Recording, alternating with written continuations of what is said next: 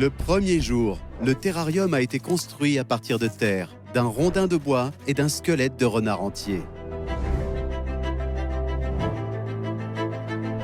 Le décor a peut-être l'air sans vie pour l'instant, mais là où il y a la mort, il y a la vie.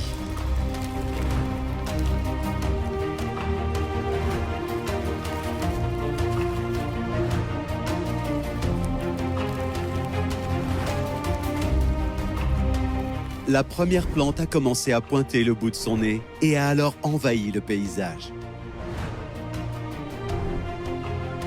Il y avait des animaux de grande et de petite taille.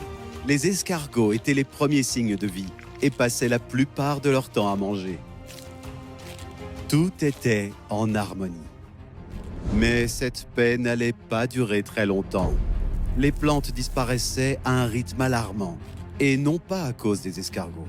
Quelque chose d'autre les mangeait, quelque chose sous la terre. Des vers de terre.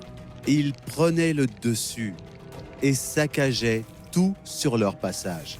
J'avais besoin de les contrôler. J'avais besoin d'un prédateur. Voici le Carpophis amoneus amoneus. C'est un excellent chasseur de vers et espérons-le, il parviendra à contrôler leur population.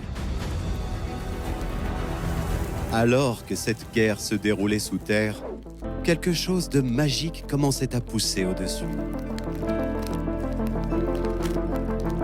Des champignons. Ils sont l'une des espèces qui se développent le plus rapidement sur notre planète et les escargots sont sortis pour s'en nourrir. Ces champignons n'étaient pas la seule forme de vie dans le rondin. À l'intérieur, c'est là que se dessine la naissance d'un empire. Il s'agit d'une reine fourmi charpentière qui est en train d'élever son premier groupe de jeunes.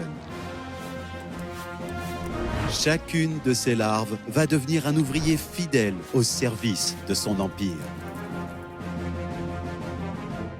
Au 21e jour, les plantes avaient considérablement grandi. Il y avait maintenant de nombreuses formes de vie. Mais pouvaient-elles vivre ensemble? Cette limace, par exemple, vient de pondre un tas d'œufs. Elle doit rester vigilante parce que d'autres animaux étaient sortis dans le but de les manger. Les grillons.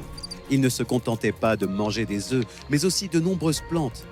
Et leur population devenait rapidement incontrôlable. Elle n'avait pas de prédateurs jusqu'à présent. Voici un mâle et une femelle araignée sauteuse. Ils forment un duo mortel.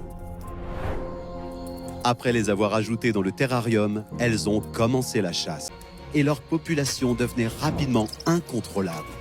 Elles n'avaient pas de prédateurs jusqu'à présent. Voici un mâle et une femelle araignée sauteuse.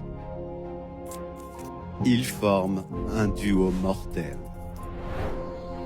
Après les avoir ajoutées dans le terrarium, elles ont commencé la chasse. Les grillons ont une vue incroyable. Mais la vision de l'araignée est encore meilleure. Elle a des yeux à l'avant et à l'arrière de la tête.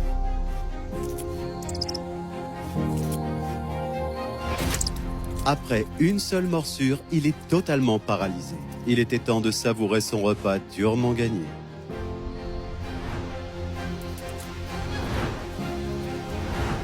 À présent, la vie autour du rondin ne passait pas inaperçue. À l'intérieur, la première ouvrière de la reine a commencé à devoir déchiqueter la reine, ce qui l'a aidée à émerger de son cocon. Jusqu'à ce qu'elle puisse se tenir debout sur ses 6 pattes, elle était la première d'une longue série. Au 50e jour, le terrarium était complètement envahi par la végétation.